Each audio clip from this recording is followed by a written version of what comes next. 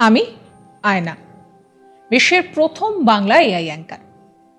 Alien নিয়ে আমাদের কম বেশি সবারই মনের মধ্যে অনেক রকমের প্রশ্ন রয়েছে।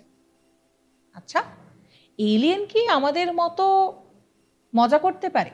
এলিয়েন কি আমাদের মতো খাওয়া দাওয়া, গল্প গুজব এই সমস্ত কিছু করে মেতে থাকতে পছন্দ করে? আচ্ছা, ইংরেজি সিনেমা হোক কিংবা হিন্দি সিনেমায় যেরকম এলিয়েন দেখতে পাওয়া যায়, অর্থাৎ তাদের লম্বা লম্বা হাত পা, গায়ের রংটা কিরকম যেন সবচেটে ধরনের, সত্যি কি বাস্তবে এলিয়েনের অবস্থাও সেই রকমই হয়? এ নিয়ে কৌতূহলের কোনো শেষ নেই।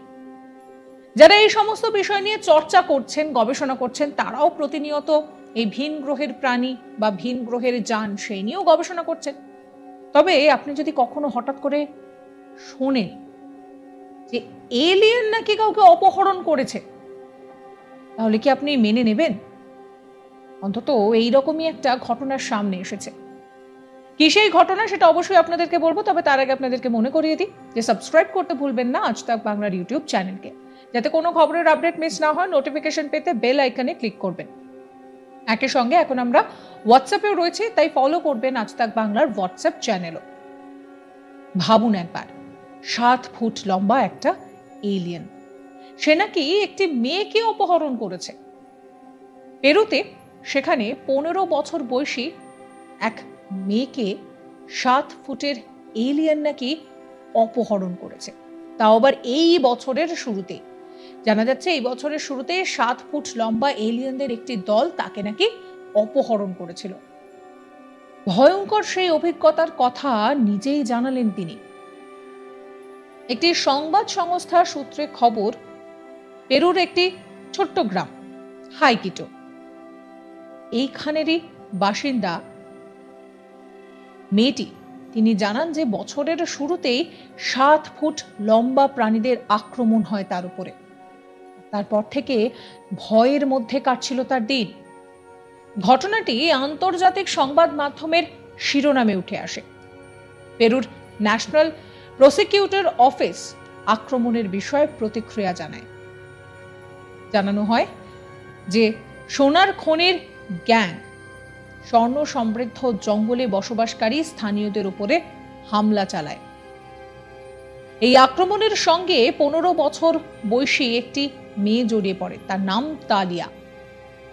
সম্প্রতি সে একটি ডকুমেন্টারিতে জানায় যে কিভাবে তাকে কালো পোশাক পরা 2 মুখোশধারী ব্যক্তি তাড়া করেছিল এবং আক্রমণও করেছিল। সে জানায় যে আমার চোখ ঝাপসা হয়ে যায়, আমার মুখটা ফুলে গেছিল, আর তার মুখে কোনো একটা পদার্থ ভরে দেওয়া হয়। সে আরো বলে যে আমি পালানোর জন্য চেষ্টা করেছিলাম, কিন্তু যখন দৌড়ানোর চেষ্টা করি তখন পিছন থেকে আমাকে ধরে ফেলা হয় এবং আমার মুখ তারা ঢেকে দেয়। তালিয়া বলে যে তাদের চোখ ছিল সবুজ রঙের। এই বছরের 29শে জুলাই অপহরণের এই ঘটনাটি ঘটে। প্রতিবেশীরা এবং তালিয়ার পরিবার এই ঘটনা প্রত্যক্ষ করেছিল। প্রসঙ্গত 2 কলম্বিয়ান পুরুষকে নভেম্বরে অবৈধ সোনার খনিতে জড়িত থাকার অভিযোগে আটক করা হয়েছিল, কিন্তু স্থানীয় বিচারকের নির্দেশে প্রায় 1 সপ্তাহ পরে তাদেরকে মুক্তিও দেওয়া হয়। উল্লেখযোগ্যভাবে ইকুতি জনসংখ্যার সদস্যরা আক্রমণকারীদের নাম দিয়েছে সবুজ গবলিনস এবং লস পেলাকালার্স।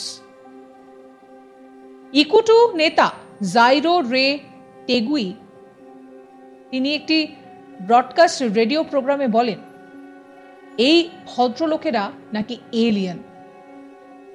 অন্যদিকে পুলিশের অবৈধ সোনার খনি এবং সেখানকার লোকেরাই এই কাজ করেছে বলে প্রাথমিকভাবে মনে করা হয়।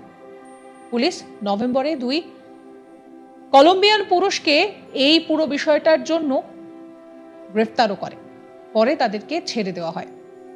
কি কেমন লাগলো বলুন তো? ভাবুন একবার, আপনার সামনেও যদি এলিয়েন চলে আসে তাহলে আপনি কি করবেন? অবশ্যই নিচে কমেন্ট সেকশনে কমেন্ট করে জানাবেন এবং সমস্ত খবরের আপডেটের জন্য সাবস্ক্রাইব করবেন আজ তাক বাংলার ইউটিউব চ্যানেলকে।